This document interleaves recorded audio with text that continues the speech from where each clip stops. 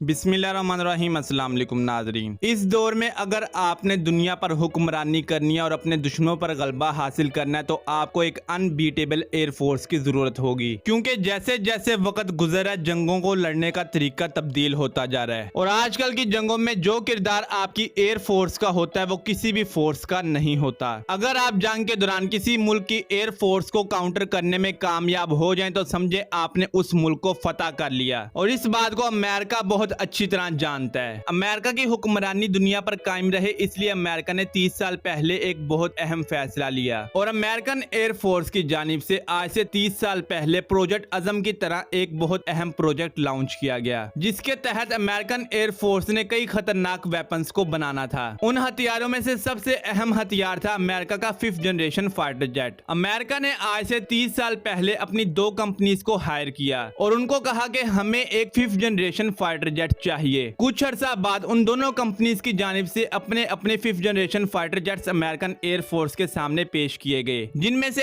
एक Lockheed Martin का बना हुआ YF-22 रैप्टर था और दूसरा नॉर्थरोप ग्रामन की जानिब से बनाया गया YF-23। YF-23 फाइटर जेट कई मामलात में F-22 रैप्टर से बेहतर था, लेकिन पॉलिटिकल इन्फ्लुएंस की वजह से YF-23 की बजाय YF-22 रैप्टर अमेरिकन एयरफोर्स में शामिल हुआ और YF-23 को म्यूजियम में रख दिया गया। लेकिन जितना पैसा YF-23 को बनाने पर लगाया गया कंपनी ने उसको भी रिकवर करना था, इसलिए कंपनी की जानिब से चोरी छुपे उस फाइटर जेट की टेक्नोलॉजी दूसरे मालिक को फरोख्त की गई। आजकल के 5th जनरेशन फाइटर जेट्स के ऊपर अगर आप एक नजर डालें तो आपको यही मालूम होगा कि YF-23 की टेक्नोलॉजी इन तमाम फाइटर जेट्स में इस्तेमाल की गई है, लेकिन सबूत ना होने की वजह से अमेरिकन गवर्नमेंट YF-23 को बनाने वाली कंपनी के खिलाफ कोई भी एक्शन नहीं ले सकती। पाकिस्तान की जानिब से जब प्रोजेक्ट अज़म को लॉन्च किया गया उस वक्त पाकिस्तान के 5th जनरेशन फाइटर जेट का जो डिजाइन हमारे सामने पेश किया गया वो हूबहू YF-23 ब्लैक विडो से मिलता जुलता है। चाहे आप पाकिस्तान के 5th जनरेशन फाइटर जेट्स के विंग्स को देखें या उसके नोज को देखें या फिर आप उसकी टेल के ऊपर एक नजर डालें, आपको यही पता चलता है कि हूबहू पाकिस्तान का 5th generation fighter jet American YF-23 की कॉपी है। अब पाकिस्तान ने उस फाइटर जेट की टेक्नोलॉजी किस तरह हासिल की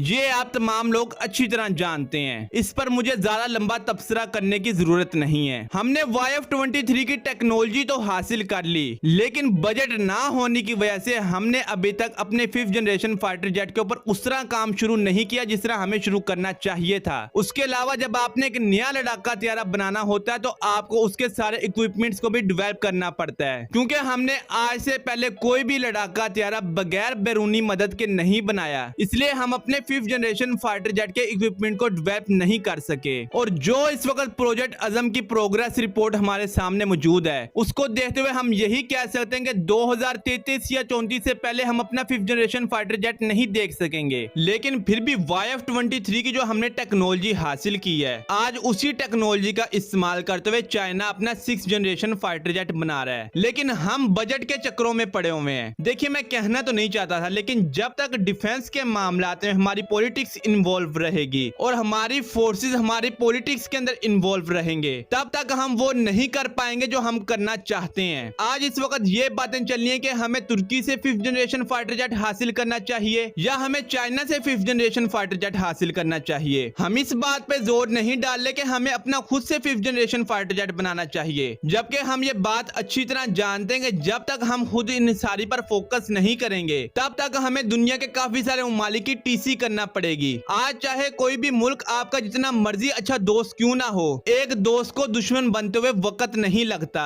लेकिन ये बात हमें शायद समझ नहीं आती। हम भारत की गलतियों पर तब बहुत ज्यादा तबसरे करते हैं, लेकिन हम खुद से क्या कर रहे हैं उस पर हम फोकस नहीं करते। आज तक जिस भी कौम ने दुनिया पर हुक्मरानी की है उसने अपने दोस्तों से ज्यादा अपने दुश्मनों को देखा है। आपके दोस्त क्या है ये तो आप अच्छी तरह जानते हैं, लेकिन आपके दुश्मन क्या कर रहे हैं आप अगर उसको नहीं जानेंगे तो आप आने वाले वक्त में मार खाएंगे। आज हम पाकिस्तान से मुतल्लिक डिफेंस अपडेट्स को तो बहुत शौक से सुनते हैं, लेकिन अगर हम दुश्मन ममालिक के बारे में डिफेंस अपडेट्स दें तो हम लोग उस वीडियो को देखना ही पसंद नहीं करते, क्योंकि हम ये सोचते हैं कि हमारा दुश्मन क्या करे, हमें उससे क्या लेना देना, जबकि हमें उससे लेना देना है, हमें उन्हीं से जंग लड़नी है। अगर तो हम मुसलमान हैं और हमें अपने ईमान पर यकीन है तो हम ये बात अच्छी तरह जानते हैं कि आज नहीं तो कल हमें इसराइल से लड़ना पड़ेगा। और इसराइल कम से कम 50 साल हमारे से आगे निकल चुका है, जहां पर हमें हमारे F-16 के लिए स्पेयर पार्ट्स नहीं मिल रहे, हमें हमारे F-16 को अपग्रेड करने की फिक्र पड़ी हुई है। वहीं पर इसराइल के पास F-35 मौजूद है। JF-17 थंडर ब्लॉक 3 के होते हुए हमें J-10C की जरूरत नहीं थी, लेकिन हमने फिर भी J-10C को हासिल किया, जबकि दुनिया इस वक्त 5th generation 6th generation fighter jets बना रही है। हमने ऐसा क्यों किया, ये बात आप अच्छी तरह जानते हैं। अगर आप नहीं भी जानते तो जो आपके मुल्क के न्यूट्रल डिफेंस एनालाइजर्स हैं वो ये बात अच्छी तरह जानते हैं, लेकिन हम इस बात पर इसलिए तबसरा नहीं करते कि अगर हमने ऐसा किया तो हमें गद्दारे वतन डिक्लेयर किया जाएगा हमारी कौम की जानिब से। खैर, मेरे नजरिए के मुताबिक हमें दुनिया के किसी भी मुल्क से 5th जनरेशन फाइटर जेट हासिल नहीं करना चाहिए। अगर हमने कुछ हासिल करना है तो हमें टेक्नोलॉजी हासिल करनी चाहिए, और जो हमारे पास YF-23 की टेक्नोलॉजी आ चुकी है हमें उस पर फोकस करना चाहिए और उसी पर काम करना चाहिए। आखिर कब तक हम दुनिया के दूसरे ममालिक से असला हासिल करते रहेंगे, जबकि हम उनसे बेहतर असला बना सकते हैं। अगर हमने दूसरे ममालिक से ही असला हासिल करना है तो हम में और भारत में कोई ज्यादा फर्क नहीं है। मैंने जो भी बातें आपको इस वीडियो में बताई हैं, बेशक वो बातें बहुत ज्यादा कड़वी हैं, लेकिन जो हकीकत है वो है, हम उसको झुटला नहीं सकते।